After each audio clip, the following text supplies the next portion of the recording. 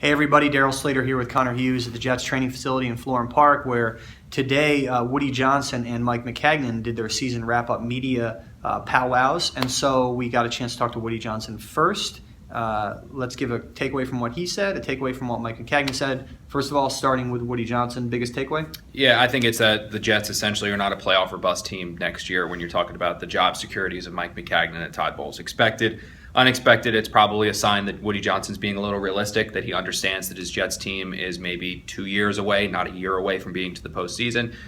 With that being said, I still think that this is probably a situation where if the Jets go 4-12, 5-11, 6-10 again, they're going to be looking for a new coach, but they don't necessarily have to get to the playoffs in order for Mike and Todd to keep their jobs. Yeah, I think for Mike Maccagnan, we went upstairs after Woody Johnson spoke to Mike Maccagnan for quite a while, and he talked a lot, like he always does. Didn't say much. He always was does. very pleasant in not giving us a lot of information. But if you kind of read between the lines of what he said, I think the biggest takeaway as we look forward is the Christian Hackenberg situation. They like his progress. That's one word Mike Maccagnan used, but he hesitated to make any sweeping conclusions about where Christian Hackenberg is right now because, quite frankly, they just don't know, which is very fair. They don't know. No one really knows right now. They know more than fans and us know about where Christian Hackenberg is, but to definitively say right now that this guy could or really couldn't, but I think more could would be a bigger leap, Yes. be a starter in 2017 for this team is just not a step that they're willing to take right now, which you totally understand.